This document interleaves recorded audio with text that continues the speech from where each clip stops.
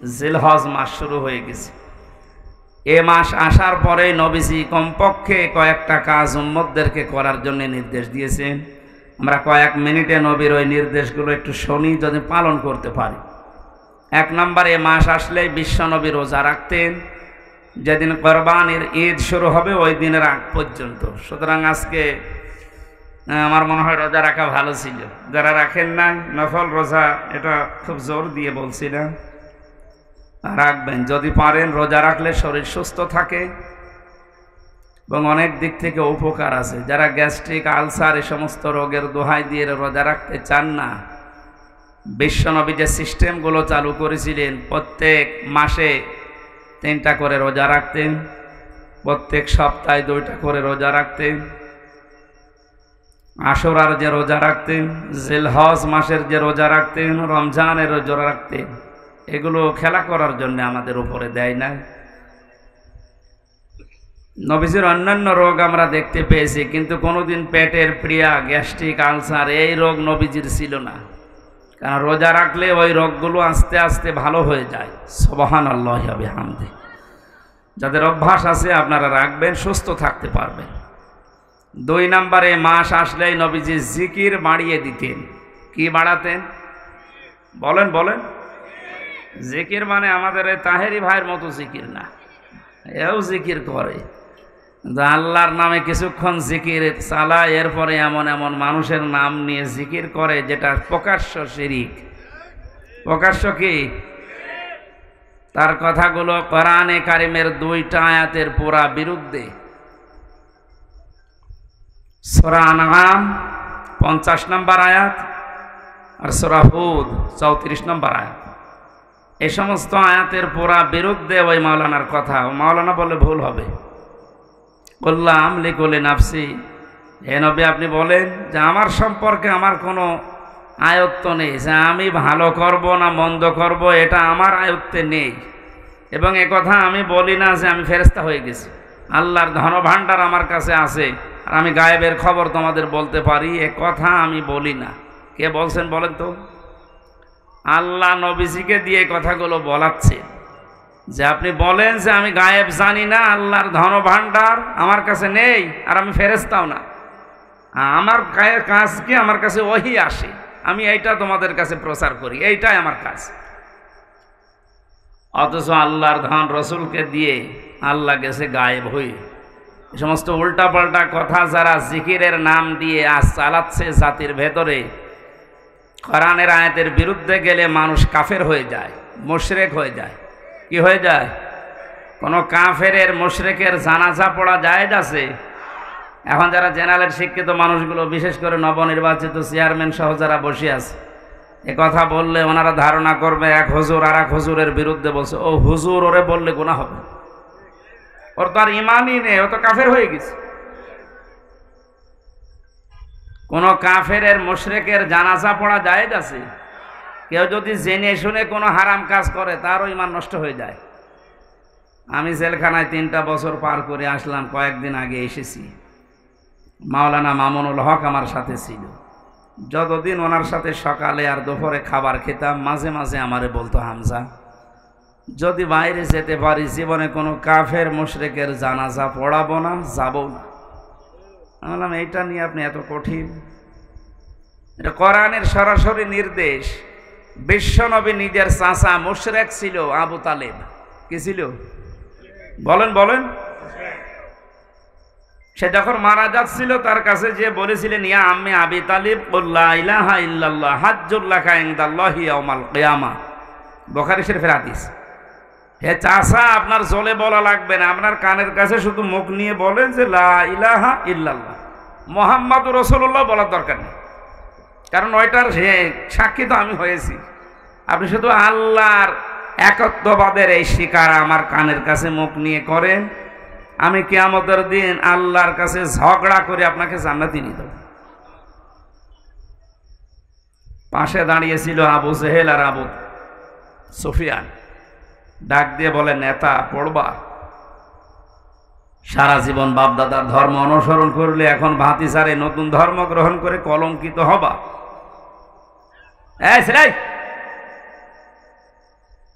আমি কি আর কি মারছি? কথা বলেন কোন কারণ? আপনি যে যেখানে আছেন ওখানে বসেন, না দাঁড়িয়ে থাকেন, কথা বলবেন না।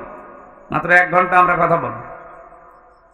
যে যেখানে আছেন দাঁড়িয়ে থাকেন, বসেন, অসুবিধা নেই। গরমের ভেতরে কি বলবো? এই এখানে বসো। এই ছেলে, এই আশ্চর্য তো, যান এখানে যান।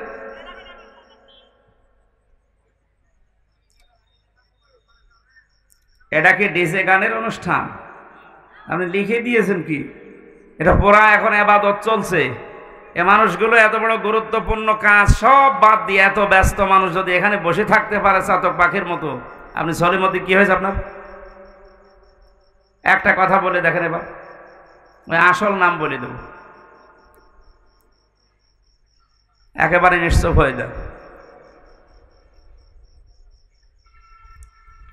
বিশ্বনবীর দিকে তাকিয়ে বলেন, ভাতিজা আমি তোমাকে ভালোবাসি, কিন্তু তোমার এই কালেমাটা আমি পড়তে পারলাম না, তুমি আমারে মাফ করে দিও। দিনাজপুরবাসী মাফ করার একচ্ছত্র মালিকানা কার? নবীজির আছে। নবীজি কাউকে মাফ করতে পারে? নবীজির মন খারাপ হয়ে গেল, সঙ্গে সঙ্গে জিবরাইল এসে সূরা কাসাসের 56 নম্বর আয়াতটা নাযিল করলেন, ইন্নাকা লা তাহদি মান আহবাবতা ওয়ালাকিন্নাল্লাহা ইয়াহদি মাইয়াশা ওয়া হুয়া আ'লামু বিল মুহতাদিন। আল্লাহ পাক বলেন, হে নবী আপনি মন খারাপ করেন, এটা আপনার চাচা আমি জানি। এ সারা জীবন আপনাকে কোলে নিয়ে কাঁখে নিয়ে চুমা দিয়ে লালন পালন করেছি, আমি দেখেছি। হেদায়েত আপনার হাতে ছেড়ে দেয়নি যে যাকে ভালো লাগে তাকে দিয়ে দেবেন। এটা আমি আল্লাহ আমার নিজের হাতে রেখেছি। আমি যাকে ভালোবাসি, আমি যাকে মনে করি ইচ্ছা করি তারে হেদায়েত দেয়। আর আমি আপনার চাইতে ভালো জানি যে হেদায়েত পাবে কে।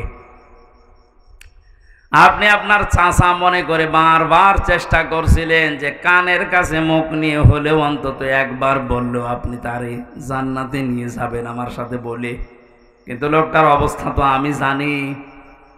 আপনার দিকে তাকিয়ে ও নেতাদের দিকে তাকিয়ে সিদ্ধান্ত পাল্টিয়ে ফেলেছে। এ অবস্থায় মারা গেল। নবীজি আবু তালিবের কবরের পাশে দাঁড়িয়ে পর্যন্ত দোয়া করেছিলেন, হে আমার মাবুদ, আমার চাচা আবু তালিবকে তুমি মাফ করে দাও। সঙ্গে সঙ্গে ফেরেশতা জিবরাইল এসে বলে, হে নবী হাত নামান। কার জন্য হাত তুলেছেন? এই লোকটা আপনার চাচা, আল্লাহ তো ভালোভাবে জানে, কিন্তু লোকটা তো মুশরিক। লোকটা কি বলেন না কেন? মা কানা লিন নাবিয়্যি ওয়াল্লাযীনা আমানু আইয়াস্তাগফিরু লিল মুশরিকিনা ওয়ালাউ কানু উলি কুরবা ইলা আখির আয়াত। সূরা তাওবা 11 নম্বর পারার 4 নম্বর পৃষ্ঠা 4 নম্বর লাইনের 113 নম্বর আয়াতের প্রথম অংশে আছে। তাফসীর ইবনে কাসির থেকে বলছি। আল্লাহ পাক বলেন, হে নবী, কোন নবীর জন্য, কোন ইমানদারের জন্য এটা জায়েজ না, শোভনীয় না, উচিত না, বৈধও না যে কোনো মুশরিকের জন্য আমি আল্লাহর কাছে ক্ষমা চাবে, যদিও ওইটা নিজের নিকটাত্মীয় হয়। এটা আপনার চাচা, আমি তো জানি আপনার আপন চাচা, কিন্তু লোকটা মুশরিক। আপনার জন্য শুধু না, কিয়ামত পর্যন্ত এই আয়াতটা কোরআনে থাকবে। ইমানদার যারা, তারাও যেন মুশরিকের জন্য দোয়া না করে, ক্ষমা না চায়। এই আয়াত আমি বানালাম। হ্যাঁ, আপনি একটু চিন্তা করেন তো, যে নবী হাত তুললে আল্লাহ ফেরত দিয়েছে, আমি কোনোদিন পাইনি।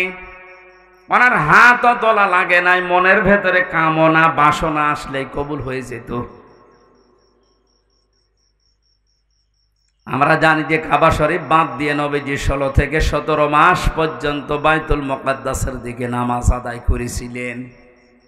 হঠাৎ আসরের নামাজের সময় 2 রাকাত হয়ে গেছে, মনের ভেতরে একটা কামনা এসেছে, আল্লাহ আমি যদি কাবার দিকে ঘুরে নামাজ পড়তে পারতাম, আমি শান্তি আরো বেশি পেতাম।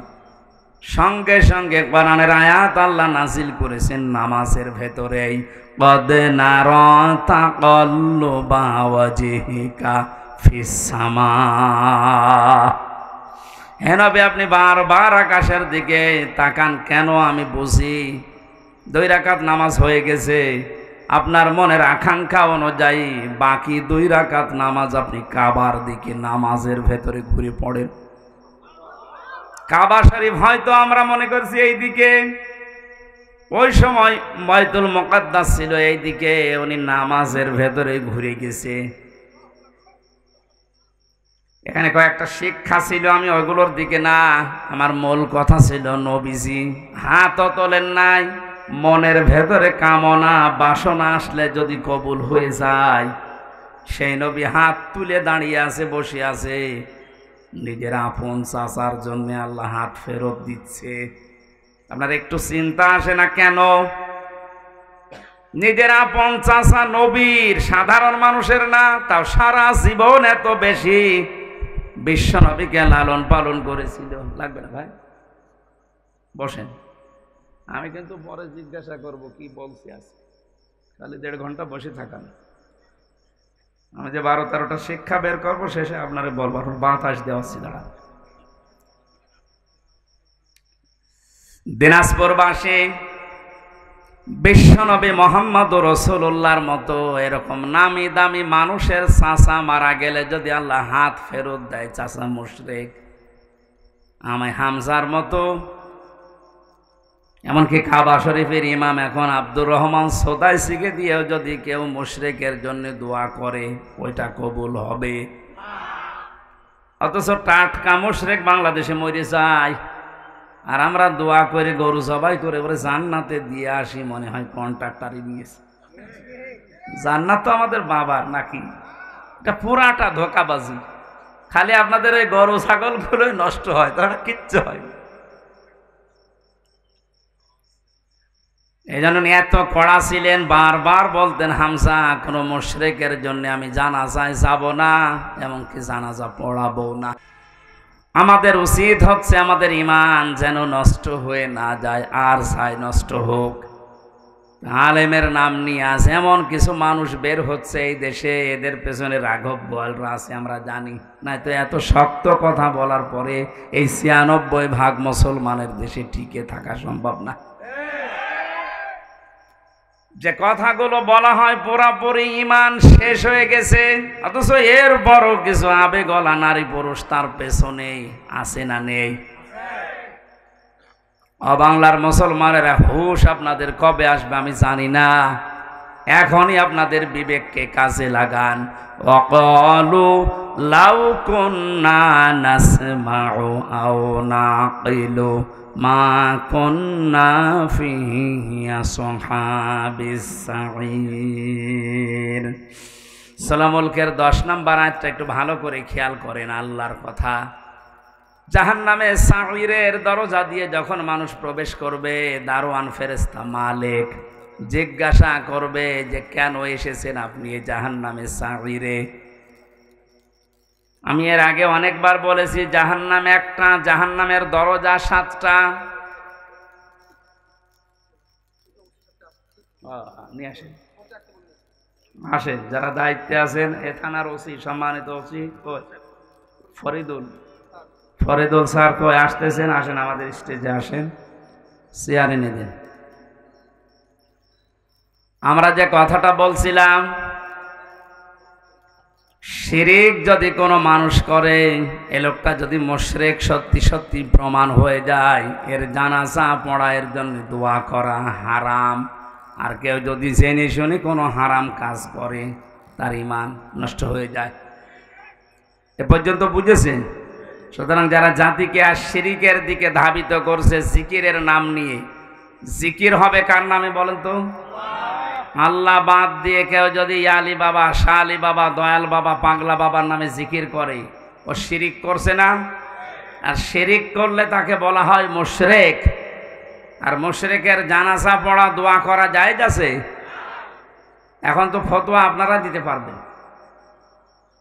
এই জন্য জিলহজ মাস শুরু হওয়ার পরে নবীজি যে 2 নাম্বার কাজ বেশি করতেন সেটা জিকির। কিন্তু এটা হওয়া লাগবে কার নামে? আরো জোরে। জিকিরের শব্দ আমরা কোরআন হাদিসে পেয়েছি মাত্র 4টা, সুবহানাল্লাহ, আলহামদুলিল্লাহ, লা ইলাহা ইল্লাল্লাহু, আল্লাহু আকবার। জিকিরের শব্দ কয়টা বলেন তো? জিকিরের সিস্টেমও আছে 4টা। যেমন তেমন ভাবে যা তা করে আপনি করবেন এটা ইবাদত হবে না, কারণ এই জিকির তো আর খেলা তোলা জিনিস না, এটা একটা ইবাদত। এটা কি? নামাজে দাঁড়িয়ে যেমন এদিক ওদিকে তাকালে নামাজ হয় না, কথা বললে নামাজ হয় না, হাসলে নামাজ হয় না, হয়? বলেন। নামাজের ভেতরে যদি মনও এদিক ওদিকে চলে যায়, আমলে কাসির হয়, তাও নামাজ হয় না। তাহলে ওটা যদি ইবাদত হয়, জিকিরও কি? জিকির যদি ইবাদত মনে করে কেউ করে থাকেন, শব্দ হচ্ছে জিকিরের, আবার বলেন তো কয়টা? বলেন। সিস্টেম 4টা। 1 নম্বরের শব্দ হচ্ছে আযকুর রাব্বাকা ফি নাফসিকা তাদাররুআ ওয়া খাইফাতা ওয়া দুনাল জাহরি মিনাল কওলি ইলা আখিরি আয়াত। সূরা আরাফের 205 নম্বর আয়াতের প্রথম অংশে আছে, হে নবী আপনার রবকে আপনি যখন ডাকবেন মনে মনে ডাকবেন। কিভাবে? দিনাজপুরবাসী এটা রেকর্ড হচ্ছে, কালকে সারা দুনিয়ায় ছড়াবে। সবাইকে উদ্দেশ্য করে বলছি, জিকির যেহেতু ইবাদত, আরে জিলহজ মাস আসলে নবী যেটা বাড়িয়ে দিতেন, সুতরাং পদ্ধতি নেওয়া লাগবে নবীর কাছ থেকে, কোনো বাবার কাছে না। 1 নম্বরের শব্দ কি? সুবহানাল্লাহ। 2 নম্বরে আলহামদুলিল্লাহ। 3 নম্বরে লা ইলাহা ইল্লাল্লাহ। 4 নম্বরে আল্লাহু আকবার। এর বাইরে কোনো জিকিরের শব্দ নেই, যদি থাকে ওগুলো দোয়া দরুদ। আমি কিছুক্ষণ আগে যেটা বললাম ওটা কোরআনের আয়াত, দোয়া হিসাবে আমরা পড়ি, রব্বানা আতিনা ফিদ দুনিয়া হাসানা, দুনিয়ায় আমাদের কল্যাণ দাও। ওটা একটা দোয়া, আমরা পড়ি কোরআনের আয়াতকে দোয়া হিসাবে। আর জিকির এটা ইবাদত, এটা নামাজের মতো, হজের মতো, যাকাতের মতো। এটা কি? বলেন। শব্দ যে 4টা বললাম, এর বাইরে কোনো শব্দ আছে? এমনকি ইয়া রাসূলুল্লাহ, ইয়া রাসূলুল্লাহ জিকির করা হারাম। জিকির রসুলের নামে নেই, রসুলের নামে আছে দরুদ শরীফ। রসুলের নামে কি? জিকির শুধুমাত্র করা লাগবে কার নামে? উযকুরুল্লাহা কামা আল্লামাকুম। জিকির করো ওইভাবে যেভাবে আল্লাহ শিখিয়েছেন। তা আল্লাহ সূরা আরাফের 205 নম্বর আয়াতে তো শিখিয়ে দিলেন আপনার রবের জিকির করবেন মনে মনে। 2 নম্বরে ভীত সন্তুষ্ট হয়ে, 3 নম্বরে কান্না জড়িত কণ্ঠে, 4 নম্বরে উচ্চ আওয়াজ বাদ দিয়ে। এ রেকর্ডকে তো বিষয় ছড়িয়ে দেবেন কালকে। সারা পৃথিবীর মুসলমানদেরকে বলছি, যেখানেই যান এই 4টা সিস্টেমের বাইরে যদি কেউ জিকির দেয়, ওটা জিকির না, ওটা ওর ফিকির। আমি আশা করি এটা ক্লাস চলছে, আপনি ছাত্রের মতো বুঝেছেন, নাকি আমি রিপিট করব? এক ছাত্র এসে কাঁদছিল বাবার কাছে, জিজ্ঞাসা করছে কি কাঁদো কেন? কথা বলে না। কি কাঁদো কেন? কিছু বলো। যে রেজাল্ট দিয়েছে। রেজাল্ট দিয়েছে তো ভালো, ফেল করেছে না পাস করেছে? ছেলেটা বলছে আব্বা ফেল করলেও তো কথা ছিল, ছিলাম 5-এ, নামিয়ে দিয়েছে 3। এরকম ছাত্র নয় তো আপনার? আবার আমি যা বলছি মনে থাকতেছে? সকালবেলা থেকে জীবনে কার্যকারী করা লাগবে। সুতরাং জিকিরের নামে উল্টাপাল্টা সবচাইতে বেশি এটা ভেজাল চলে বাংলাদেশ, ভারত আর পাকিস্তানে। পৃথিবীর বহু জায়গায় আমি আল্লাহর রহমতে গেছি, পাইনি। জিকির একটা ইবাদত, ওরা ইবাদতের মতো করে। অথচ এই 3টা দেশে এমন এমন জিকির চালু করেছে, দেখুন কোরআনে নেই, হাদিসে নেই, করলেই মানুষ মানে ইমান হারা হয়ে যায়। আল্লাহর নাম বাদ দিয়ে ইয়া আলী বাবা, শাহ আলী বাবা, কি বাবা বাবা নাম তুলিস আল্লাহ জানে।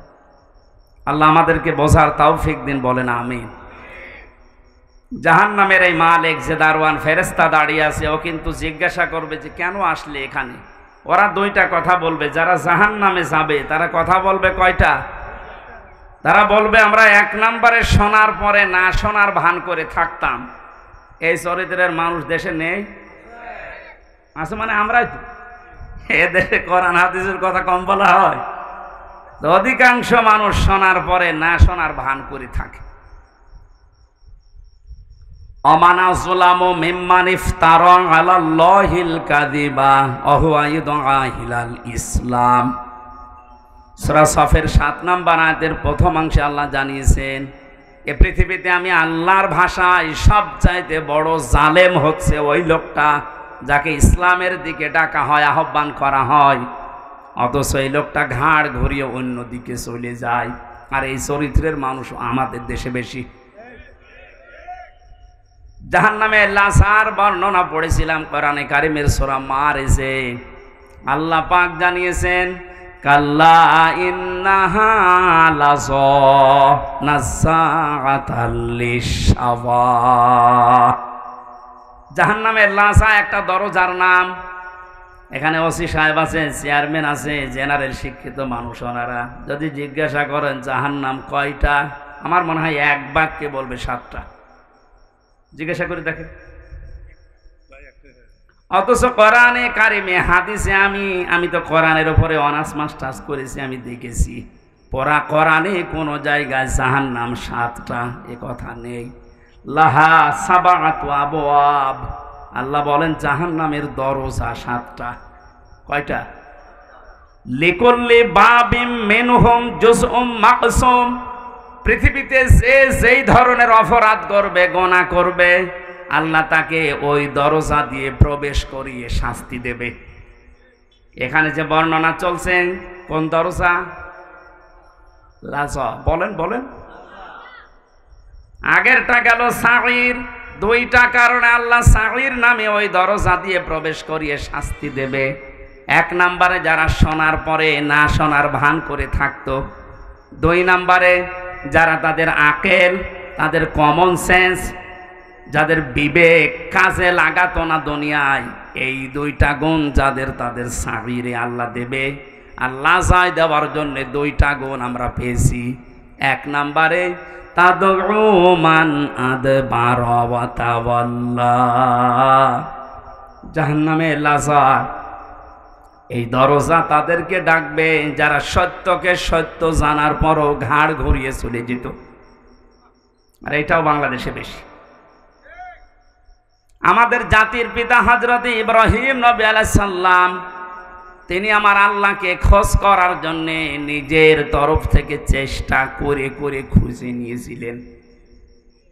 কখনো রাতের বেলা আকাশের তারকা, চাঁদ, দিনের বেলায় সূর্য, গাছ, এ সমস্ত জিনিসগুলো দেখে দেখে যেই অস্ত্রমিত হয়ে যেত, বলতো না যা ডুবে যায় সেগুলো আমার মালিক হতে পারে না। তিনি শেষে ঘোষণাই দিয়েছিলেন, হে আমার জাতির লোকেরা শুনে রাখো, ইন্নী ওয়াজ্জাহাতু ওয়াজহিয়া লিল্লাযী ফাতারাস সামাওয়াতি ওয়াল আরদা হানিফা।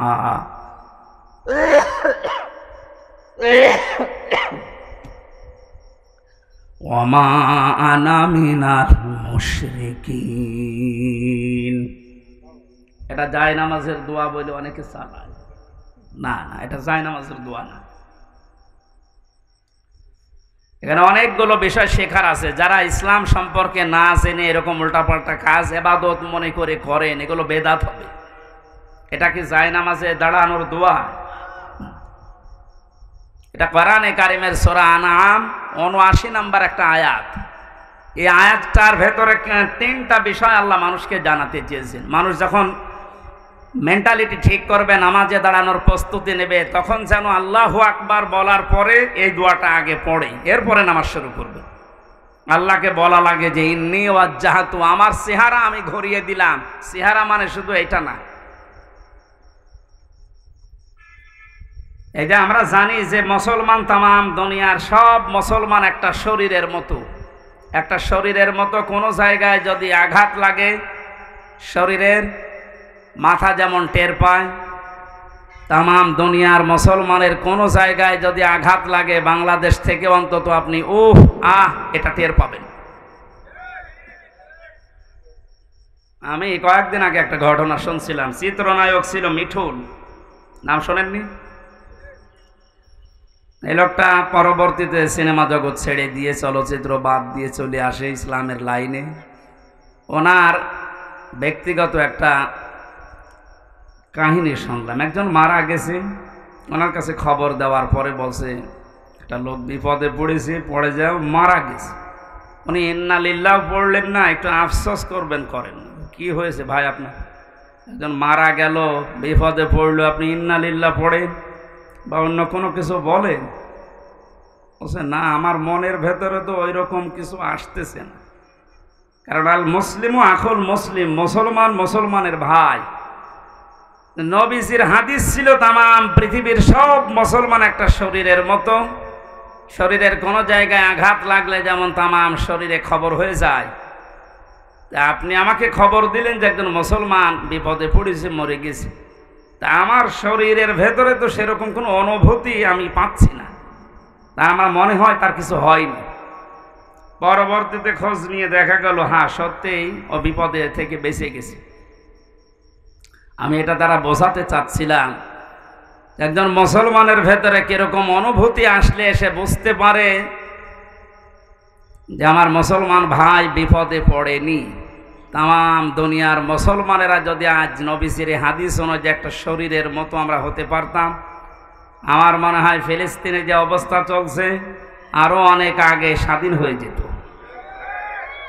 আমরা ওই হাদিসটাকে ওই ধাঁচে নিয়ে যেতে পারিনি। তাহলে আমার চেহারা বলতে শুধুমাত্র এই মুখমণ্ডল না, আমার ব্যক্তি, পরিবার, সমাজ, রাষ্ট্র প্রত্যেকটা একটা চেহারা। প্রত্যেকটা কি? এই চেহারাগুলো আমি সব আজ ঘুরিয়ে দিলাম আল্লাহ তোমার দিকে। তুমি আসমান আর জমিন বানিয়েছ আমি খেলা করার জন্যে, লোক দেখানোর জন্যে না, হানিফা একনিষ্ঠভাবে আমি ঘুরিয়েছি। এখন আমি আর কারো দিকে নেই। আমি চীনের দিকে নেই, আমেরিকার দিকে নেই, রাশিয়ার দিকে নেই, ভারতের দিকে নেই, আমি আছি তোমার দিকে। এই কথা বলে মানুষ একটা নামাজে দাঁড়ায় আল্লাহু আকবার বলার পরে এই কথা বলতেছে, ও কোন জায়গায় আছে আপনি টের পাচ্ছেন? আল্লাহর সামনে সরাসরি দাঁড়িয়ে আমান আমিনাল মুশরিকিন, আর বলছে আল্লাহ আমি কিন্তু মুশরিক না। জাতির পিতা হযরত ইব্রাহিম আল্লাহকে খোঁজ করে করে তিনি পেয়েছিলেন, আর আমাদেরকে ইসলামের নিয়ম নীতিগুলো চোখে আঙ্গুল দিয়ে দেখিয়ে দিলেও আমরা অনেকে মানতে চাই না। আমি এটা বোঝাতে চাচ্ছি। জাহান্নামে লাজার এই দরজা তো তাদের ডাকবে যে মানুষগুলোকে সত্য জানার পরও যারা অহংকার করে ঘাড় ঘুরিয়ে দুনিয়া থেকে মুখ ফিরিয়ে চলে। আর এটা দিন দিন এদেশে বেড়ে যাচ্ছে। যারা মাল সম্পদ জমা করে আর এগুলো সংরক্ষণ করা যায় কি করে সেই চেষ্টায় থাকে সব সময়। এই আয়াতের তাফসীর অনুযায়ী দুইটা কথা খুব গোপনে বলছি, মাইক বাদ দিয়ে বলবো না। কোরআনে কারিমে আল্লাহ রাব্বুল আলামিন জানিয়েছেন ওমান আ'রাদা আন যিকরি ফাইন্না লাহু মাঈশাতান দঙ্কা ওয়া নাহশুরুহু ইয়াওমাল কিয়ামাতি আ'মা। সূরা তাহার 124 নম্বর আয়াতে আল্লাহ পাক জানিয়েছেন আল্লাহর বিধান, আল্লাহর আইন বাদ দিয়ে পৃথিবীতে কেউ যদি উপায় করে, টাকা পয়সা কামাই করে, ইনকাম করে, দুইটা ক্ষতি হবে তার। এক নম্বরে আল্লাহ তার দুনিয়ার জীবনটা দঙ্কা সংকীর্ণ করে দেবে। দঙ্কা শব্দের যতগুলো ব্যাখ্যা আমি পেয়েছি বিভিন্ন তাফসিরে, বিশেষ করে ফি জিলালিল কোরআন, সাইয়্যিদ কুতুব রহমতুল্লাহ আলাইহি উনি দঙ্কার ব্যাখ্যায় 7টা বিষয় তুলে এনেছেন। আপনারা শুনতেছেন নাকি আমি মাছের কাহিনী শুরু করব?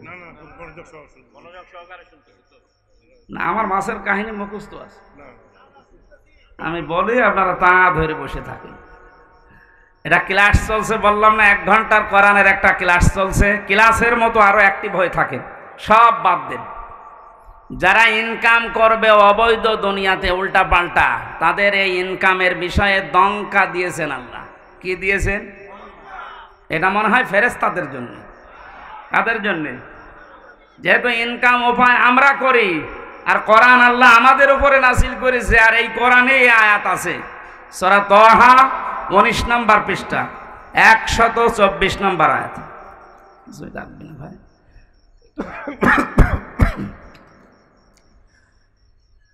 যেহেতু সব শ্রেণীর মানুষ এখানে আমরা আছি, এই জন্য আয়াতটা আমরা তুলে নিয়ে আসলাম এই জামাআ ফাওয়ার ব্যাখ্যায়। যারা অবৈধ ইনকাম করছেন, আপনি মনে করছেন আমরা মাত্র 5,000 মানুষ শুনছি, না, এটা এখন তামাম দুনিয়ায় ছড়াচ্ছে। সবাইকে উদ্দেশ্য করে বলছে যারা অবৈধ ইনকাম এখনো থামাননি, থামেন। টাকা পয়সা যারা জমা করতেই আছেন আর রক্ষণ করবেন কি করে, সংরক্ষণ করে রাখবেন এই চিন্তায় আছেন, না আপনি পারবেন না। তাহলে আল্লাহর দঙ্কা এই শব্দটা মিথ্যা হয়ে যাবে। আল্লাহ তার কোরআনকে দুনিয়ায় মিথ্যা প্রমাণ করবে বলেন? সুতরাং এর ভেতরে যা আছে কার্যকর 100 ভাগ হবে। আর এটা যে হচ্ছে আপনাকে আমি দেখাচ্ছি, দাঁড়ান। দঙ্কার কয়টা ব্যাখ্যা বললাম বলেন? 1 নম্বরে দুনিয়ার চর্ম চোখে আপনি দেখতে পাবেন আয় উন্নতি ভালোই হচ্ছে, বিভিন্ন লাইন দিয়ে অর্থ সম্পদ, টাকা পয়সা, বাড়ি গাড়ি, ব্যাংক ব্যালেন্স হয়ে যাচ্ছে। টাকা আসবে হয়তো আপনার 10 লাইন দিয়ে। আল্লাহ বলেন আমার আইন, আমার বিধান, আমার জিকির বাদ দিয়ে যদি ওগুলো উপায় হয়, তোমার ওই টাকা ব্যয় হবে 15 লাইন দিয়ে। ওগুলো আসবে হয়তো 10 লাইন দিয়ে, বাজারের টাকা, ব্রিজের টাকা, কালভার্টের টাকা, কত জায়গায় আপনি সব সেট করে রেখেছেন, শুধু নিজে কিছু করেন না, ফেরেশতা সেট করা আছে। মাসে মাসে ওখান থেকে আপনার অ্যাকাউন্টে টাকা আসবে 10 লাইন দিয়ে, যাবে 15 লাইন দিয়ে। 2 নম্বরের ব্যাখ্যা, যারা অবৈধ ইনকাম করে তাদের এই অবৈধ জিনিস আল্লাহ দুনিয়াতে তাদের ভোগ করতে দেয় না। এটা যে দেয় না তার প্রমাণ বাংলাদেশে নেই, নাম ধরা লাগবে। সাবেক এই লোকটা গোপালগঞ্জের 4 ভাগের 1 ভাগ নিচে কিনে নিয়েছিল।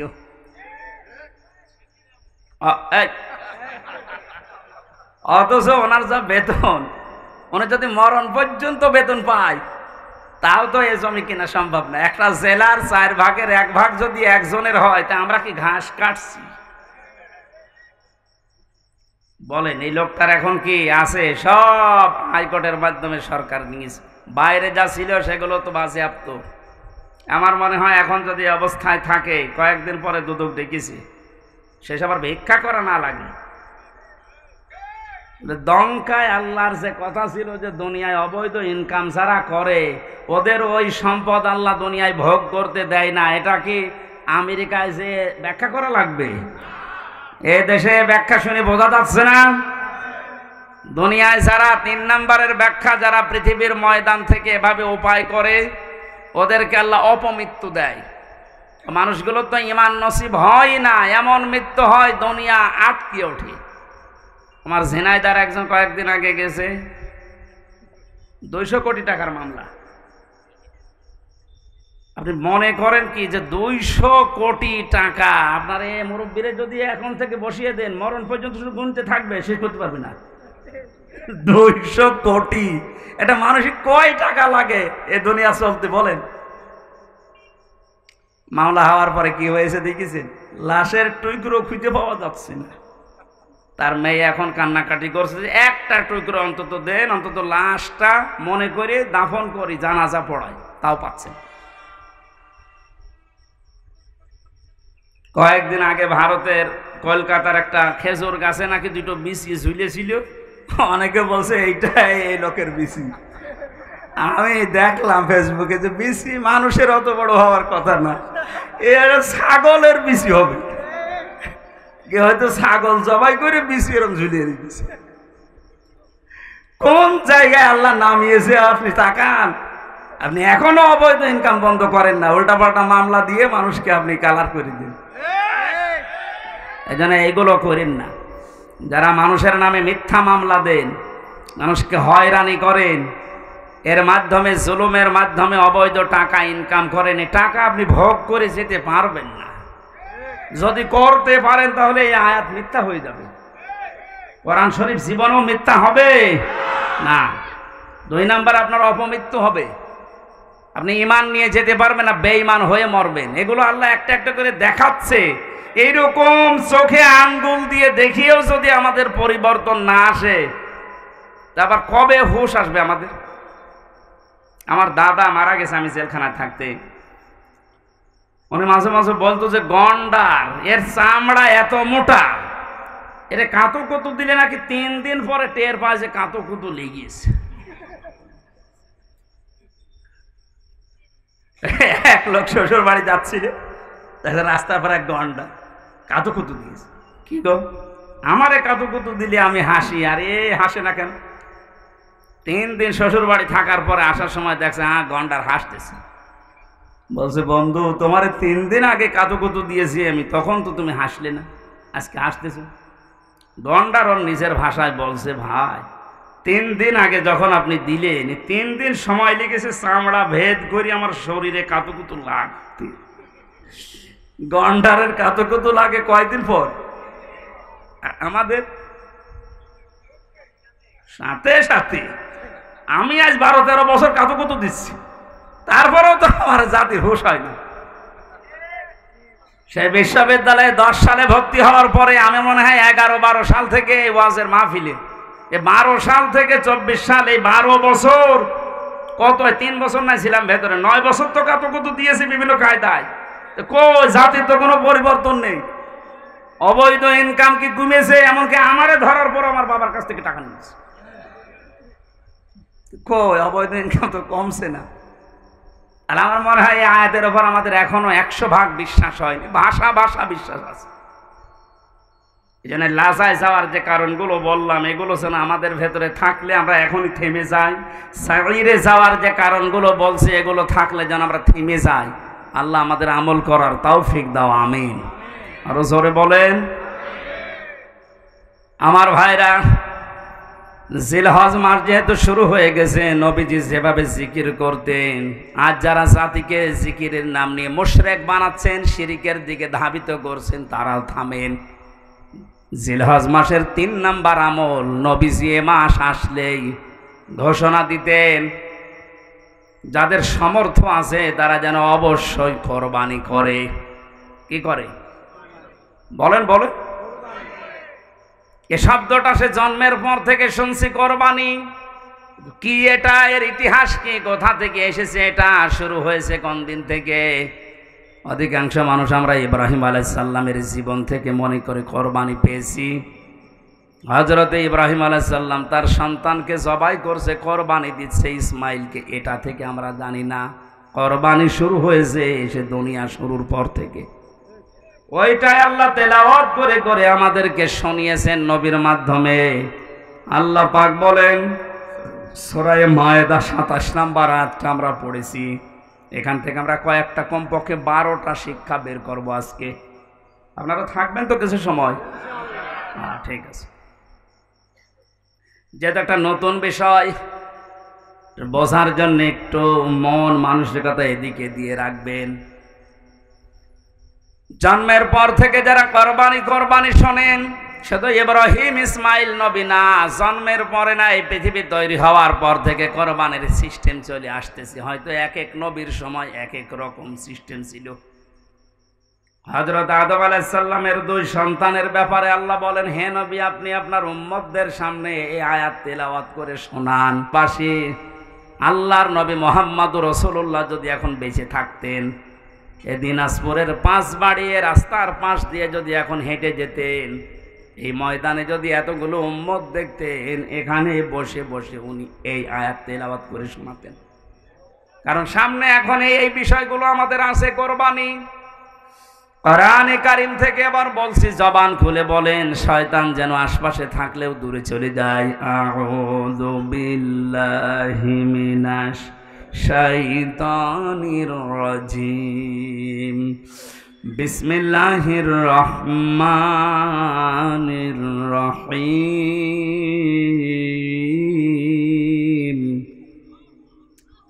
ওয়াতলু আলাইহিম নাবা বানাই আদামা বিল হক, ইলা আখির আয়াত। সূরা মায়েদা কোন সূরা? বলেন বলেন। মায়েদা মানে দস্তরখানা। মায়েদা মানে কি?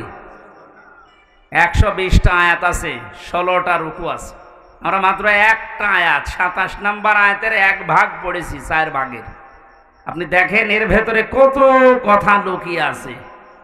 যদি 1-1.5 ঘন্টা আমি এভাবে বলি, দেখবেন 1-1.5 ঘন্টায় কিছুই হবে না, মনে হচ্ছে শুরু হচ্ছে। একটা আয়াতের 4 ভাগের 1 ভাগে যদি এত কথা আল্লাহ লুকিয়ে রাখে, পুরা কোরআনে কত আয়াত আছে, কত কথা আছে, এইটা কিয়ামত পর্যন্ত হায়াত পেলে আপনি শেষ করতে পারবেন না। আর তার কাছে মানুষ আসতে চায় না। নামকরণ যেহেতু বললাম, এই জন্য একটু কথা 2-1 মিনিট বলছি। মায়েদা মানে দস্তরখানা। তামাম পৃথিবী আল্লাহ আমাদের জন্য দস্তরখানা হিসাবে বানিয়ে দিয়েছেন। নবীজি আয়াতের ব্যাখ্যা করতে গিয়ে আমি ফি জিলালিল কোরআনে পেয়েছি, বিশ্বনবী মুহাম্মদুর রাসূলুল্লাহ সাল্লাল্লাহু আলাইহি ওয়াসাল্লাম বলেন, কেউ যদি দস্তরখানা বিছিয়ে খাবার খায়, পড়ে যাওয়া খাবারগুলো যদি কেউ খেতে পারে দস্তরখানায়, তাহলে তার জান্নাতের হুরের মহরানা আদায় হয়ে যায়। এ কথা বসে সুবহানাল্লাহ বলছেন তো। দস্তরখানায় পড়ে যাওয়া খাবার উঠিয়ে খেলে জান্নাতের হুরের দের মোহর আদায় হয়। আপনি এখনো মরেননি, জান্নাত পাবেন কিনা গ্যারান্টিও নেই। অথচ 1500 বছর আগে নবীজি এ কথা আমাদেরকে শুনিয়েছেন যে দস্তরখানায় পড়ে যাওয়া খাবার উঠিয়ে খেলে জান্নাতের হুরের দেন মোহর আদায় হয়। তাহলে আমলটা যদি আজকে থেকে শুরু করি, বিশ্বাস অন্তত করতে পারবো যে আমি আর যাই হোক জান্নাত পাবো। না তো নবীজি এ কথা বলতেন না। দ্বিতীয় নম্বরে, আমাদের এই শরীরের ভেতরে 360টা হাড় আছে, জোড়া দেওয়া আছে, জয়েন্ট দেওয়া আছে। আল্লাহর নবী বলেন, সাহাবীরা তোমরা প্রতিদিন 360টা এই জোড়া আছে এই জোড়া রগের হাড়ের সাদগা আদায় করবা। সাহাবীরা বলেন, হুজুর আমরা এত গরিব মানুষ, প্রতিদিন সাদগা করবো, টাকা পাবো কোথায়? নবীজি বলেন, 2টা কাজ করবা দুনিয়ায়, তাহলে 360টা হাড়ের সাদগা আদায় হয়ে যাবে। 1 নম্বরে, মসজিদে যদি কোনো ময়লা আবর্জনা থুথু লালা এরগুলো কিছু পড়ে থাকে, কারো উপরে না তাকিয়ে নিজের দায়িত্ব মনে করে ওটা ফেলে দিবা। অথচ এই দায়িত্ব এখন শুধু ইমামের, মুয়াজ্জিনের আর খাদেমের। হাদিসকে শুধু ইমাম, মুয়াজ্জিন, খাদেমরা মানবে আর আমরা আল্লাহর ওলি হয়ে গেছি। আজকে থেকে এই যে হাড়গুলোর জয়েন্ট, আপনি কি মনে করছেন এমনি এমনি জয়েন্টগুলো আল্লাহ দিয়েছে? এভাবে যদি সোজা থাকতো দুনিয়ায় কিছুই ধরতে পারতেন না। এত সুন্দর করে আমার আল্লাহ একটা জিনিস ধরার জন্যে 360টা জোড়া দিয়ে দিয়েছেন। এগুলো তো সাদগা আদায় করা লাগবে। আজকে থেকে কোনো মসজিদে যদি ময়লা পড়ে থাকে, নিজের দায়িত্ব মনে করে আপনি তুলে ফেলে দেবেন। সুবহানাল্লাহ বলার যে কায়দা, আমার মনে হয় কিয়ামতের আগে আমল হবে না। 2 নম্বরে, রাস্তায় চলতে গিয়ে কোনো কষ্টদায়ক বস্তু যদি আপনি দেখতে পান, নিজের ইমানি দায়িত্ব মনে করে এটা তুলে উঠিয়ে ফেলে দেবেন। কিন্তু বাংলাদেশের মানুষের চরিত্র স্বভাব আলাদা। রাস্তার ময়লা মাটি এগুলো তুলে আরো ফেলে দেওয়ার কথা, আর আমরা বাড়ি ঘরের সব পরিষ্কার করা ময়লা রাস্তায় এনে ফেলে রাখি থাক। নবীজি বলেন, যারা রাস্তার কষ্টদায়ক বস্তু তুলে ফেলে দেয়, এদের ইমানের যে 77টা অঙ্গ আছে তার ভেতরে সর্বনিম্ন স্তর এইটা, যে তার ইমান আছে, বোঝা যাবে রাস্তার কষ্টদায়ক বস্তু তুলে ফেলে দিয়েছে। আর আমরা আরো যদি রাস্তায় কষ্ট দেওয়ার জন্য ময়লা মাটি এনে ফেলে রাখি, তা আমাদের ইমান আছে আমরা কোন চিহ্ন দিয়ে বোঝাবো? এখন যদি বলেন আমার দাড়ি আছে, আরে ভাই রবীন্দ্রনাথ ঠাকুরেরও দাড়ি ছিল, আমার জুব্বা আছে, আবু সাহেলের জুব্বা ছিল না। আপনি মনে মনে করেন আমি ইমানদার, আমি মসজিদের দিনাজপুরের সভাপতি, আর আবু জেহেল ছিল কাবা ঘরের সভাপতি। ইমান বোঝাতে হলে এই 77টা বিষয় আপনাকে জানা লাগবে। প্রথম হচ্ছে লা ইলাহা ইল্লাল্লাহর ঘোষণা দেওয়া, সর্বনিম্ন হচ্ছে রাস্তার কষ্টদায়ক বস্তু তুলে ফেলে দেওয়া। নবীজি বলেন যদিও তুলে ফেলে দিতে পারে তাহলে বুঝবে সে যেন তার ভেতরে ঈমান আছে। পৃথিবীর মানুষেরা 750 কোটি মানুষ এখন মুসলমানদের নবীর এই হাদিসের দিকে তাকান। রাস্তার কষ্টদায়ক বস্তু তুলে ফেলে দেওয়া যে মুসলমানের ঈমানের সর্বনিম্ন স্তর চিহ্ন, সেই মুসলমানদেরকে মানুষকে কষ্ট দেবে, এটা আপনারা মানেন কি করে? কিছু হলে আমাদের উপরে দোষ চাপিয়ে দেন। আমাদের ঈমানের তো সর্বনিম্ন স্তর এটা, যে রাস্তায় কোনো কষ্টদায়ক জিনিস থাকতে পারবে না। আর আমাদেরকে দুনিয়ায় কষ্টদায়ক যত দুনিয়ায় সব কিছুর মূলে আপনারা আমাদেরকে রেখেছেন, কিছু হলেই আমাদের দোষ। সুতরাং বুঝতে হবে যারা মানুষকে কষ্ট দেওয়ার জন্য কাজ করে এরা নবীর উম্মত, মুসলমান না, এরা অন্য কিছু। সূরা মায়েদার যে নামকরণ শুনলেন, এখান থেকে আপনি কি পেলেন বলেন তো? আজকে থেকে আমলটা শুরু করা দরকার। দুনিয়া আল্লাহ মায়েদা দস্তরখানা হিসাবে আমাদের সামনে উপস্থাপন করে দিয়েছেন। দস্তরখানার যেমন বিভিন্ন জায়গায় খাবারগুলো আমার আল্লাহ আমরা সেট করে রাখি, তামাম দুনিয়া মনে হচ্ছে আমাদের জন্য খাবারের একটা প্লেট। কি কথা বলে না কেন? বাংলাদেশের দিকে তাকান, এক এক এলাকাকে আল্লাহ এক একটা প্লেটে যেমন 4-5 রকমের খাবার দেয়, এই বাংলাদেশটাতেও আমার আল্লাহ এক একটা অঞ্চলকে খাবারের প্লেট ওইভাবে সাজিয়েছে। দিনাজপুরে যেভাবে লিচু হয়, আমাদের কুষ্টিয়াতে, মেহেরপুরে, চুয়াডাঙ্গায় আপনি পাবেন না। আমাদের এলাকায় যেটা হয় ওইটা এখানে পাওয়া যাবে না, তামাক। ছাগলেও খায় না, অথচ দিনাজপুরের লোকেরা খায়। কথা বলছো না কেন? এই যে রংপুরে আকিস গ্রুপের, এরপরে লালমনিরহাটে আকিস গ্রুপের যে বিশাল ভান্ডার, এগুলো তৈরি হচ্ছে আপনাদের এলাকায়, তাহলে আপনারা না খেয়ে অন্তত ছাড়েন না। বিড়ি ছাড়া খাচ্ছেন, এই বদ অভ্যাসটা আজকে আল্লাহর জন্য বাদ দিয়ে দেবেন। কারা কারা বাদ দিতে পারবেন দেখি? বিড়ি খোর কয়েকটা আছে এখানে, আলহামদুলিল্লাহ আজকের মাহফিল সাকসেস হবে, আপনি ছেড়ে দেবেন ভাই। শুধু এ দোষ আপনারও দেয় না, আপনার স্ত্রী নেই। সম্মানিত মা বোনেরা যদি এসে থাকেন, আপনার স্বামী যদি বিড়ি খায়, সিগারেট খায়, ওর বিছানা আলাদা করে, ও শয়তান থাকে কোন জায়গায় দেখবো, শেষে যে থাকতে পারবে না, বাধ্য হয়ে ওই ছেড়ে দেবে।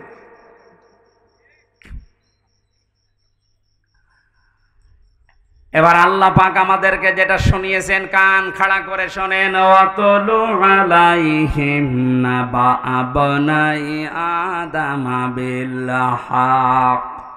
হে নবী, আপনার উম্মতদেরকে এই দিনাজপুরে যারা উম্মত দাবি করছে তাদের সামনে আপনি আদম নবীর 2 সন্তানের কোরবানির যে কাহিনী, এটা তেলাওয়াত করে শোনান।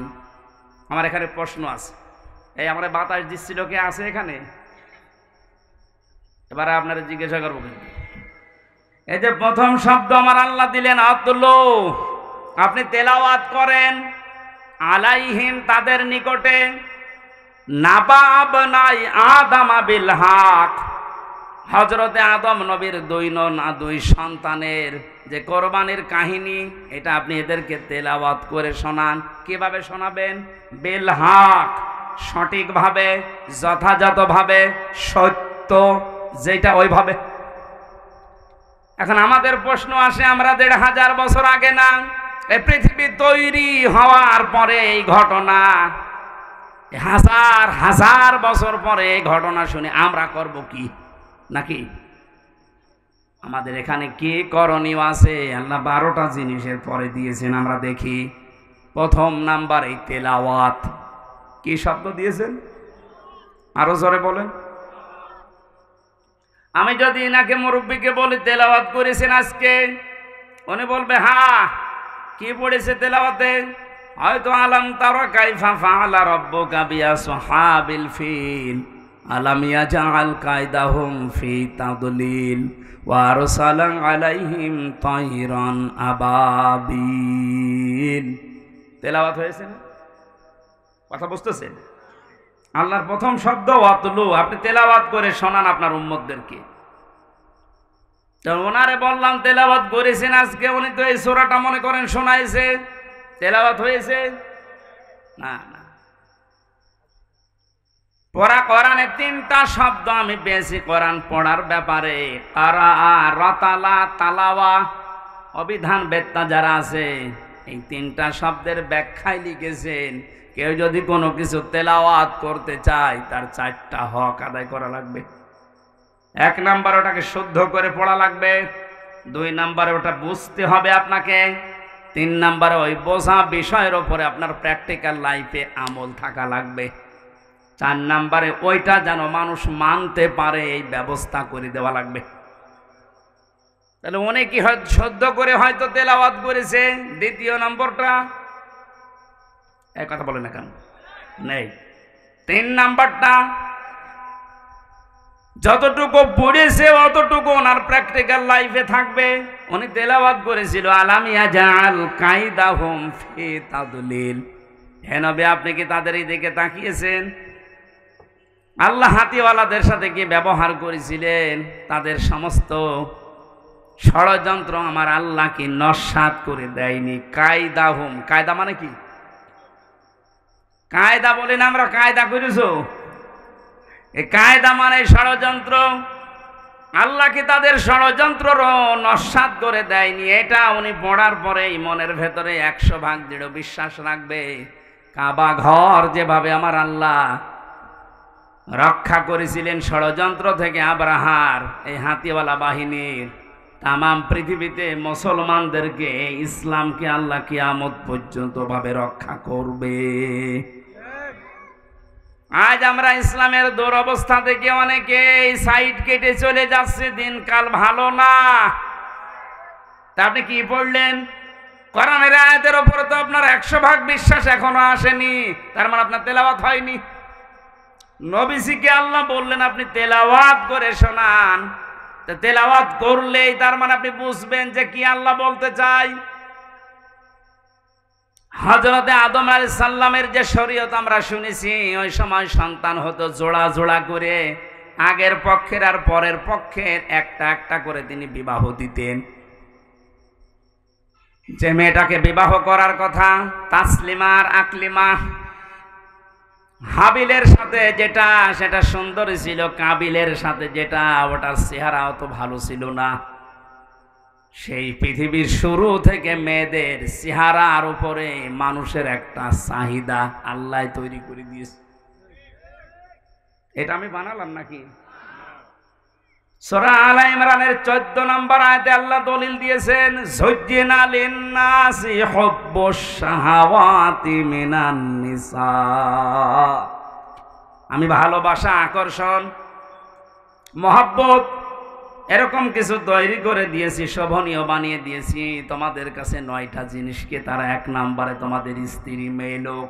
তাহলে মেয়ে লোকের চেহারার সাথে পুরুষের আকর্ষণ এ সৃষ্টি করেছেন কে? আর জোরে, আমাদের আদি পিতা হযরতে আদমকে আল্লাহ যখন বানিয়েছিলেন, জান্নাতের ভেতরে তার সব নিয়ামত ওকে ছিল, কিন্তু মনের ভেতরে তার শান্তি কাঙ্ক্ষিত মানের পাচ্ছিলেন না। আমার আল্লাহ মনের ভাব বোঝার কারণে তন্দ্রা দিয়ে তার বাম পাঁজরের হাড় খুলে একটা নারীকে আল্লাহ বানিয়েছিলেন, হযরতে হাওয়া আলাইহিস সালাম। এটা ইবনে কাসিরে আছে। এই পৃথিবীতে 4 জন মহিলাকে আল্লাহ সবচাইতে বেশি সুন্দরী বানিয়েছেন, তার ভেতরে 1 নম্বরে আমাদের আদি মাতা হযরতে হাওয়া আলাইহিস সালাম। এত সুন্দর করে আল্লাহ দুনিয়াতে আর কাউকে বানাননি। 2 নম্বরে হযরতে বিলকিস, এত সুন্দর ছিল। 3 নম্বরে ইব্রাহিম আলাইহিস সালামের প্রথম স্ত্রী হযরতে সারা। 4 নম্বরে ইউসুফ নবীর স্ত্রী হযরতে জুলাইখা। যদিও অনেকেই কেউ কেউ হযরতে ফাতেমাতুজ জোহরার কথা জানিয়েছেন, কিন্তু আগের 4টাই প্রসিদ্ধ। হাওয়া আলাইহিস সালাম, বিলকিস, সারা, জুলাইখা, এত সুন্দর করে আমার আল্লাহ তাদেরকে বানিয়েছেন, কিয়ামত পর্যন্ত অত সুন্দরী মানুষ আর আসবে না। পরিমণিত কি কিছুই না, কারণ ওরা তো সরাসরি আমি জেলখানার পাশে দেখেছি।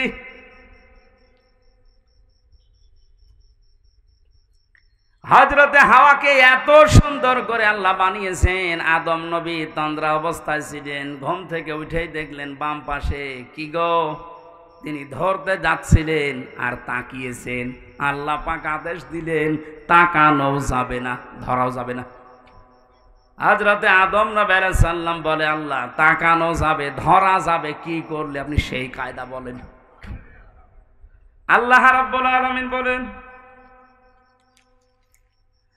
আল্লাহ পাক বলেন তাকানো যাবে, ধরাও যাবে, একটা কাজ করা লাগবে, বিয়ে করা লাগবে।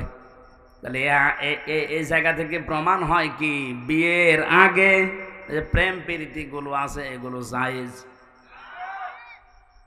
অনেকে প্রেমিকার মাথায় হাত দিয়ে বলে, আল্লাহর কসম আমি তোরে ভুলে যাব না, অথচ পুরাটাই হারাম।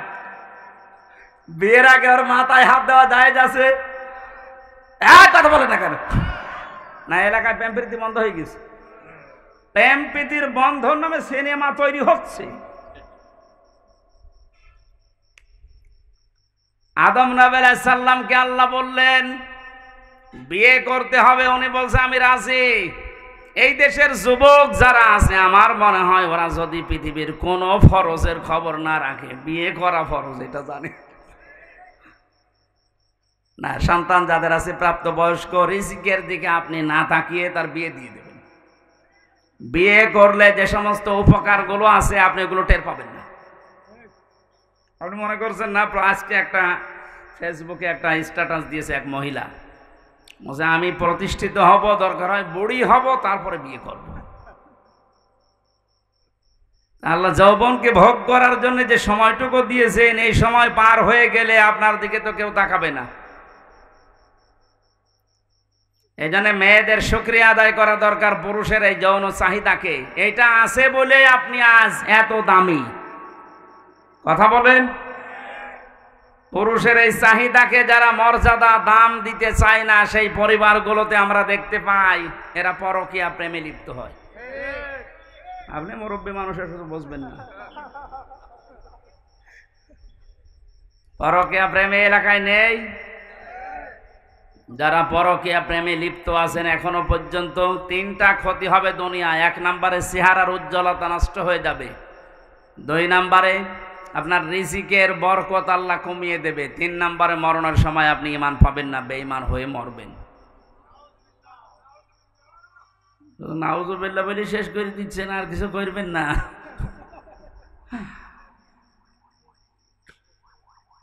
হযরতে আদম বলছে, আল্লাহ আমি রাজি আছি বিয়ে করতে, তুমি ব্যবস্থা করো। বলে বিয়ে করতে হলে দেনমোহর দেওয়া লাগবে। কোথায় পাবো? কিচ্ছু নেই আমার কাছে। আল্লাহ পাক ওই দিন বলেছিলেন, আমার নবী মুহাম্মদুর রাসূলুল্লাহর নামে 10 বার দরুদ পড়ো, ওইটাই দেনমোহর হয়ে যাবে। দেনমোহর শেষ, বিবাহ শাদী শেষ। আল্লাহ রাব্বুল আলামিন হযরতে আদম আলাইহিস সালামকে এবার আদেশ দিলেন। এখানে আমি 2টা শিক্ষা বলবো, আলেম যারা আছেন খেয়াল করেন। অকুলনা ইয়া আদাম উসকুন আনতা ওয়া যাওজুকাল জান্নাতা ওয়া কুলা মিনহা রাগাদান হাইসু শি'তুমা ইলা আখির আয়াত, সূরা বাকারা। আল্লাহ পাক বলেন, আদম বিয়ে হয়ে গেছে, বউ নিয়ে বাড়ি চলে যাও। জান্নাত আমাদের বাবার বাড়ি। জান্নাত কথা বলেন না কেন? হযরত আদম আলাইহিস সালাম আমাদের বাবা, আদি পিতা, আমাদের পিতার বাড়ি আমাদের বাবার বাড়ি। তার মানে আল্লাহ পাক আমাদেরকে দুনিয়ায় জানাতে চাইলেন, এই পৃথিবীর বান্দা বান্দিরা বিয়ে করার পরে বউ নিয়ে যাওয়া লাগবে বাবার বাড়ি। অথচ কত আল্লাহর ওলি এখানে বসে আছে, ঘর জামাই থাকে। আরে বিয়ে করে বউ বাবার বাড়ি নিয়ে যাওয়ার নিয়ম, আর আপনি সহ থেকে যাচ্ছেন। ঘর জামাই আছেন কারা? হাত তোলেন তো দেখি। একজন নেই। যে দিনাজপুরে এখনো ভালো আছে। আয়াতের দ্বিতীয় নম্বর কথা ছিল, খেয়াল করেন, কোরআনের প্রতিটা শব্দ শিক্ষামূলক। আল্লাহ বলতেন জান্নাতে যাও, তোমার স্ত্রীকে নিয়ে তোমার বাড়িতে চলে যাও। আংতা ওয়া সাউজুকাল জান্নাতা ওয়া কুলা, এই এক আলিফ টান আছে, ওয়া কুলা। আল্লাহ দ্বিবচন দিলেন কেন? আল্লাহ পাক আংতা ওয়া কুলা দিতে পারতেন না? তুমি তোমার বাড়িতে যে নিজে আগে খাবা মরণের খাওয়া, এরপরে বউকে খাওয়াবা না। আল্লাহ একবারে কোলা দিয়েছেন, আংতা দেয়নি। আল্লাহ বলেন সে পরিমাণের খাবার, সে মানের খাবার, যেরকম দামি খাবার তুমি খাবে ওই মানের খাবার স্ত্রীকে খাওয়ানো লাগবে। আজ নারী পক্ষ, নারী স্বাধীনতা আন্দোলন, নারী বিপ্লব পরিষদ, নারী জোট, 13টা সংগঠনে দেশে মেয়েদের অধিকার আন্দোলনে কাজ করছে। অথচ মেয়েদের সবচাইতে বড় অধিকার আমার আল্লাহ দুনিয়া তৈরি হওয়ার পরে আদম আলাইহিস সালামকে, হাওয়া আলাইহিস সালামকে দিয়ে দিয়েছে।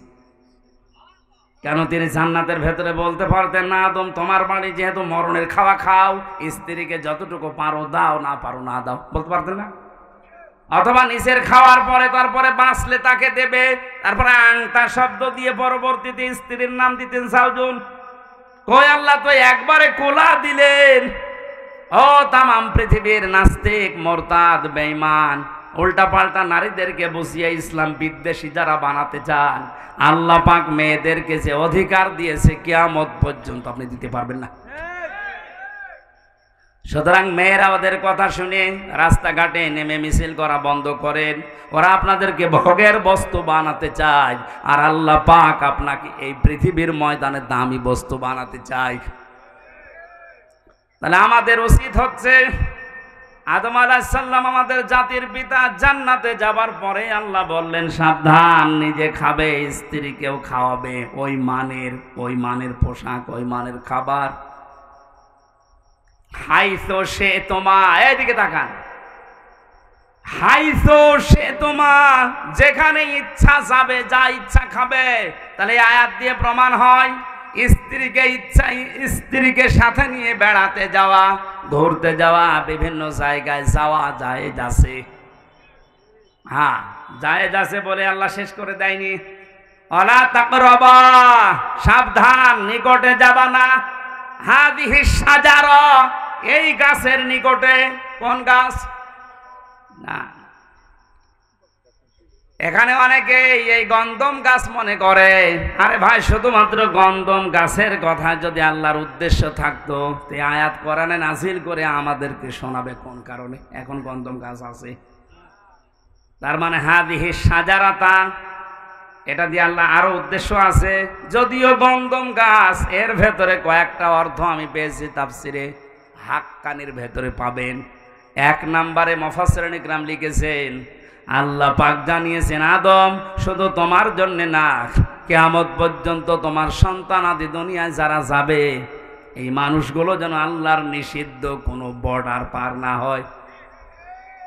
স্ত্রীকে নিয়ে খাবে, ঘুরবে, বিভিন্ন অনুষ্ঠানে যাবে, কিন্তু যে অনুষ্ঠানে গেলে আল্লাহর বর্ডার ক্রস হয়ে যায়, যেখানে গেলে আল্লাহর বিধান পালন করা যায় না, ওই রকম অনুষ্ঠানে বউ নিয়ে যাওয়া যাবে না। আপনি বিবাহ অনুষ্ঠানে যান, আমি নিষেধ করছি না, কিন্তু এমন বিয়ে অনুষ্ঠানে বউ নিয়ে, মেয়ে নিয়ে, বেটার বউ নিয়ে যাওয়া যাবে না, যেখানে গেলে নিজে আল্লাহর বিধান মানা যায় না, তারাও মানতে পারে না। এরকম বিয়ে দেশে নেই। কথা বলেন এখন যদি বলেন আত্মীয়তা থাকে না, না থাক, আগে আল্লাহর বিধান, তারপরে আপনার আত্মীয়।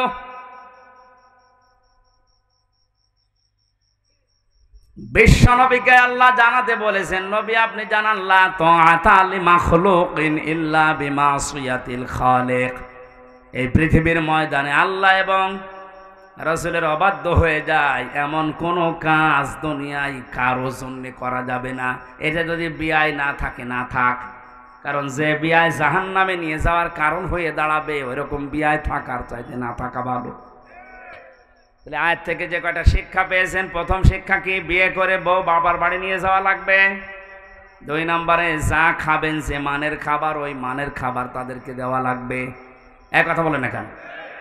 যেই মানের ঘরে থাকেন ওই রকম মানের ঘর তাদের ব্যবস্থা করা লাগবে। যেই মানের কাপড় আপনি পরেন ওই মানের কাপড়ের ব্যবস্থা তাদের করা লাগবে।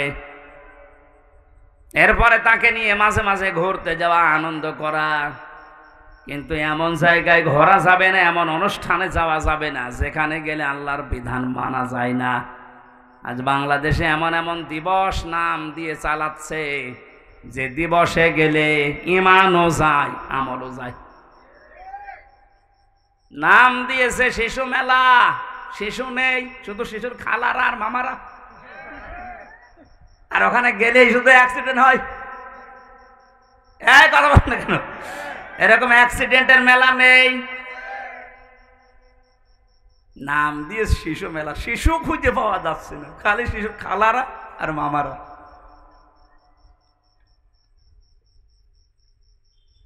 আমার ভাইরা, এই জন্য এমন কোন অনুষ্ঠানে, এমন কোন জায়গায় বউ নিয়ে আপনি যেতে পারেন না যেখানে গেলে আল্লাহর বর্ডার ক্রস হয়ে যায়, নিষিদ্ধ জায়গা হয়ে যায়। যদি যায়, আল্লাহ পাক বলেন ফাতাকুনা মিনাজ জালিমিন, দুইজনে কিন্তু জালেম হয়ে যাবে। হযরত আদম আলাইহিস সালামের যে সন্তান কাবিলের ভাগ্যে যেই মহিলা জুটেছিল, তাসলিমা আর আকলিমা, এই সুন্দর চেহারা নাই, এই জন্যে ওর আগের সিরিয়ালে যেটা এসেছে, এই মেয়েটাকে বিয়ে করার জন্য প্রস্তাব দিয়েছে আদম নবীকে। হযরতে আদম আলাইহিস সালাম সন্তানকে বললেন না, এটা সম্ভব না, আল্লাহর আইনের বিরুদ্ধে কাজ কখনোই করা যাবে না। ও তখন ফোন দিয়েছে নিজের ভাই যেটা সুন্দরী মেয়েটার সাথে বিয়ে হবে, আগে যদি ভাইকে সরিয়ে দিতে পারি তাহলে এই মেয়েটা আমার জন্য সহজ হয়ে যাবে। এই চিন্তা ভাবনা তার ব্রেনের ভেতরে ঢুকিয়েছে শয়তান। আল্লাহ পাক বলেন ইযি করবা কুরবানান ফাতুকবিলা মিন আহাদিহিমা ওয়া লাম ইউতাকাব্বাল মিনাল আখার। হযরতে আদম আলাইহিস সালামের এই দুই সন্তান কোরবানি করেছিল আদম নবীর কথা মতো, যে চাটিয়াল ময়দানে পশু জবাই করে রেখে আসো, আকাশ থেকে আগুনের ঝলক এসে পুড়িয়ে ফেলবে। ওই জামানার কোরবানি ছিল এইটা। কথা বুঝতেছেন? হযরতে আদম নবীর ওই জামানার শরীয়ত ছিল এরকম, আপনি কোরবানি জবাই করে রেখে আসবেন চাটিয়াল ময়দানে, আকাশ থেকে আগুনের ঝলক এসে পুড়িয়ে ফেলবে, তাহলে বুঝবেন আপনার টাকা হালাল, ওইটা কবুল হয়েছে। আর যারটা পোড়াবে না, অভাবে থেকে যাবে, তার বুঝতে হবে টাকার ভেতরে 2 নাম্বারই আছে। আমার মনে হয় এই শরীয়ত যদি আজ বাংলাদেশে থাকতো, কত মানুষ যে ধরা খেত আল্লাহ ভালো জানে। এই জন্য যারা অবৈধ ইনকাম করে, যাদের টাকা পয়সা হালাল না, সুদের টাকা, ঘুষের টাকা, মানুষ ফাঁকি দেওয়া টাকা, জেনে শুনে তাদের সাথে কোরবানি করা জায়েজ নেই। যদি কেউ করে জেনে শুনে, তাহলে আপনার হালাল টাকার কোরবানি হবে না। নাকি মাসলা বলা ভুল হয়ে গেল? না, এই এলাকায় এসব আছে। আপনি কোরআনে যত জায়গায় কোরবানি শব্দটা পাবেন, দেখবেন তার আগে আল্লাহ নামাজের কথা দিয়েছেন, ওলে ইন্না সলাতি ওয়া নুসুকি। এই যে সলাতি ওয়া নুসুকি, নুসুক শব্দের অর্থ 3টা।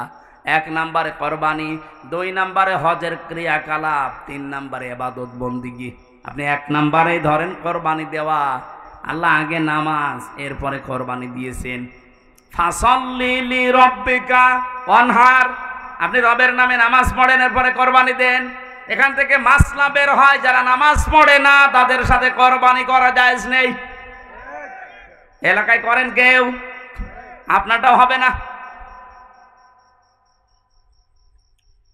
হযরতে আদম নবীর শরীয়ত যদি এখন থাকতো, কত বড় বড় হাসি সে ধরা খেত আল্লাহ ভালো জানে, আমরাও ধরা খেতাম। কারণ আজ হাজারো মানুষ কোরবানি দিচ্ছে। আজ 50টা আকিস গ্রুপে কোরবানি দেবে, আমার মনে হয় কয়েকশো। টাকা যদি রিকশা চালকের মতো হালাল ইনকাম করে কোরবানি দেওয়া লাগতো, এভাবে হাজার হাজার গরু আমরা একজনকে কোরবানি দিতে দেখতাম না। চাটিয়াল ময়দানে রেখে আসার কারণে যখন কবুল হয়নি, ওকে শয়তান তখন ধোঁকা দিয়েছে, পথের এই কাঁটা, এই ভাই এটাই সরিয়ে ফেল, তাহলে সুন্দরী মেয়েকে তুই পেয়ে যাবি। আল্লাহ পাক বলেন একজনেরটা কবুল হয়েছিল, ওয়ালাম ইয়াতাকাব্বাল মিনাল আখার, আর যারটা কবুল হয়নি এই লোকটা ডাক দিয়ে বলেছে কাবিল, ক্বালা লা আকতুলান্নাকা, অবশ্যই আমি তোরে আজকে আর এখান থেকে বাড়ি যেতে দেব না, তোরে মেরে ফেলবো। আজ বাংলাদেশে আপনি আয়াতটা মিলাবেন বৈধভাবে, সৎভাবে, অনেকের সাথে অনেকে চরিত্র দিয়ে পেরে উঠতে পারে না, তখন তাকে রাস্তা থেকে সরিয়ে দেওয়ার ব্যবস্থা করে। এমন এমন মামলা হামলা বিপদ আপদ তার ভেতরে তারে ফেলে দেয়, সে যেন আর উঠতে না পারে। কোরআনে কারিমের সূরা নিসা 5 নম্বর পারা 15 নম্বর পৃষ্ঠার 12 নম্বর লাইনের 113 নম্বর আয়াত। বাড়িতে একটু আয়াতটা মিলাবেন। ওমাই ইয়াকসিবু খাতিয়াতান আও ইসমান সুম্মা ইয়ারমি বিহি বারিয়ান ফাকাদ ইহতামালা বুহতানা ওয়া ইসমান মুবিনা। সূরা নিসার আয়াতের বর্ণনা বলছি। আল্লাহ পাক বলেন পৃথিবীতে অনেক মানুষ এমন আছে নিজে অন্যায় কাজ করে, আর অন্যায়টা যখন হয়ে যায় তখন একটা নিরপরাধ মানুষের ওপরে দোষটা চাপিয়ে দিয়ে নিজে ভালো সাজে। এ যেন প্রকাশ্য পাপের বোঝা বহন করে নিয়ে বেড়াচ্ছে, বলেন নাউজুবিল্লাহ। ও পৃথিবীর মুসলমানেরা, আল্লাহ যদি চর্মচোখে পাপের বোঝা দেখার মতো সুযোগ আমাদেরকে দিত, এদেশে আজ হাজারো ভদ্রলোক নামে যারা এরা রাস্তায় বের হতে পারতো না। বিনা কারণে একটা মানুষের উপরে দোষটা আপনি চাপিয়ে দিলেন, অথচ লোকটা ও বিষয় কিছু জানেই না। কথা বলেন না কেন? আল্লাহ তুমি আমাদেরকে বোঝার মতো রকম ঈমান এবং যোগ্যতা দান করো, বলেন আমিন। জীবন চলে যাবে, নিরপরাধ কোনো মানুষকে আমরা যেন না ফাঁসাই। আপনি ওরে ফাঁসিয়ে ওর ক্ষতি করতে পারেননি, নিজে পাপের বোঝা আপনি বহন করে নিয়ে বেড়াচ্ছেন। হয়তো আজ আমাদের ওই চোখ নেই, তা আমরা দেখতে পাচ্ছি না। সাদা ধুতি পরে সুন্দরভাবে গোসল করে গোপ দাড়ি কেটে একেবারে ফেরেশতার মতো লাগতেছে আপনাকে। আপনি যে কাজ করিয়ে এসেছেন এটা যদি সত্যি শরীরে লেখা থাকতো, আল্লাহ শুধু সাত্তার নামের ওসিলায় আপনার শরীরে এই গোনাটা লিখে দেয়নি। উনি যদি সাত্তার নাম না নিত তাহলে আমরা যে যে অপরাধ করি ওইটা আমাদের শরীরের বিভিন্ন জায়গায় লেখা থাকতো, রাস্তায় বের হওয়া যেত। দিনাজপুরবাসী যখন ওরটা কবুল হয়নি তখন হাত বাড়িয়েছে, ক্বালা লা আকতুলান্নাকা, আমি তোকে মেরে ফেলবো। যাকে মেরে ফেলার জন্য হুমকি দিয়েছে হযরতে আদম নবীর সন্তান হাবিল, এ কিন্তু আর হাত উত্তোলন করেনি মেরে ফেলার জন্য, তিনি একটা কথা শুনিয়েছিলেন ভাইকে। আজ আমরা যারা একামতে দিনের সাথে আছি, এদেশে ইসলাম কায়েম হোক, এই নেশা এই পেশা নিয়ে ঘুরি, তাদের ওই একই কথা। এত অত্যাচার, এত জুলুম, এত নির্যাতন সহ্য করার পরও আমরা পাল্টা আক্রমণ করি না। আমরা আদম নবীর সন্তান হাবিলের মতো এই কথাই বলি, ক্বালা ইন্নামা ইয়াতাকাব্বালুল্লাহু মিনাল মুত্তাকিন। হে ভাই কাবিল, তোমারটা কবুল হয়নি, এজন্য তুমি আমাকে মেরে ফেলতে চাও। আমি তোমাকে মারার জন্য হাত বাড়াবো না, তোমাকে মেরেও ফেলতে চাইবো না। ভালো করে শুনে রাখো, আল্লাহ পাক কিন্তু মুত্তাকি যারা তাদের কোরবানি দুনিয়ায় কবুল করে থাকেন। এই আয়াত দিয়ে প্রমাণ হয় সামনে কোরবানি কবুল হবে শুধু বাংলাদেশে তাদের, যে মানুষগুলো দুনিয়ায় মুত্তাকি। মুত্তাকি কি?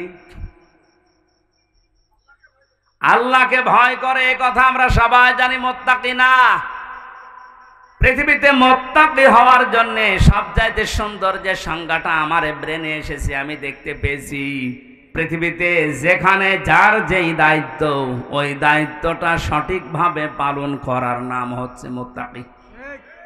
এটা আজ বাংলাদেশের মানুষ যদি বুঝে ফেলতো, এদেশের কোরবানি সবারটা কবুল হয়ে যেত। যে যেখানে আসি ওই জায়গায় আমার দায়িত্ব কি আমি পালন করব। দুনিয়ায় একদিকে চলে গেলেও আমি পালন করব। এখানে আমি যখন বসি এই চেয়ারটা আমার জন্য একটা আমানত। এটা কি হবে কি হবে না ওদিকে ভাবার সময় কোরআনপন্থী লোকদের থাকে না। কারণ আমি মুত্তাকি, আমার এই দায়িত্ব, এই আমানত আমি পালন করবই। আজ 48,000-এর ওপরে পীর এই দেশে, লক্ষ লক্ষ আলেমেরা। আজকে যদি এই দায়িত্বটা সত্যি পালন করতে পারতাম, আমার মনে হয় এই দেশে অবৈধ কাজ করার পরে মানুষের একটু অনুশোচনা হলেও আসতো। শুধু জুলুম করার কারণে যারা দায়িত্বে আছে ওরাই আল্লাহর দরবারে দাঁড়াবে মনে করছেন? এই দেশের হাজার হাজার আলেম, হাজার হাজার মসজিদের ইমাম, খতিব, বক্তা, এরাও আল্লাহর দরবারে আসামির কাঠ গড়ায় দাঁড়ানো লাগবে। ধোঁকা দিয়ে বোকা বানিয়ে আপনি জাতিকে পাগল করতে পারেন, আল্লাহ পাগল হবে? দিনাজপুরবাসী এবার একটা 9টা ব্যাখ্যা এই মুত্তাকির আছে। আমরা একটা একটা করে বলি নাকি? না, আপনাদের মনে হয় এরকম আগ্রহ আর নেই। আগ্রহ আছে তো, বারবার ডিস্টার্ব করছে, কিছু বলছেন না। এই যে বারবার 2বার দিল, বলে টাকা তোলেন টাকা তোলেন। টাকা আমি তুলতে পারি? টাকা তোলার জন্য তো কিছু হাওয়া দেওয়া লাগে, দেশে হাওয়া পাবো কোথায়? ব্যাগ দিতে বলছে। এই মাহফিল এইভাবে হয় না। আপনারা কি করেছেন? আমরা তুললেন 9:45-এ। এ পর্যন্ত আপনারা যদি কালেকশনে ঠিক করতে না পারেন, আমি তো বললাম যে এগুলো পারি না। হ্যাঁ, যারা নিয়ে যাচ্ছে, যারা দেওয়ার জন্য নিয়ে এসেছিলেন ওগুলো আর বাড়ি নিয়েছে না, বিপদে পড়বেন, দিয়ে যান। আপনার অন্তত 1 টাকা হলেও যেন এই অনুষ্ঠানে থাকে। এই যারা যাচ্ছে একটু দেন তো, 2-4 মিনিটের ভেতরে আমরা যাব, এখন অনেক কথা বাকি। শেষ করে দেব। হ্যাঁ শোনেন, আমি জেলখানায় থাকাকালীন যে 2টা বই লিখেছিলাম, ও বই আছে আপনাদের কাছে? যে দাম্পত্য জীবনে মানুষের যে কলহ, ঝগড়া, ফ্যাসাদ, এগুলো মেটাতে হয় কিভাবে, আমি ওখান থেকে টুকে টুকে রেখেছিলাম। কারণ ওখানে আলেমদের কাছে ছিলাম, 76 জন আলেম ছিলাম এক জায়গায়। মাওলানা মামুনুল হক সহ বড় বড় আলেমরা ছিল। আমি বাইরে এসে 2টা বই ওইভাবে লিখেছি, দাম্পত্য জীবনের কলহ এবং তার সমাধান। প্রায় 19টা দেওয়া আছে। এখানে আছে, এই যে গাড়িতে আছে। কয়টা? 50টার মতো মনে হয় নারীদেরটা, ওইটা নিয়ে যাবেন। আর পুরুষেরটা কয়েকটা আছে। ওটা যে উপহার দেবেন মেয়েকে, বউকে, ফুফুকে, মাকে, মেয়েদের আগে দেবেন। পুরুষের জন্য একটা আছে। অর্থাৎ আমি তো আজকে এসেছি ট্রেনে, এই জন্য আনতে পারি না। কয়েকটা আছে, নিয়ে যেন, কাজে লাগবে। পরকীয়া প্রেম থেকে মুক্ত হবে আমাদের পরিবারগুলো ইনশাআল্লাহ।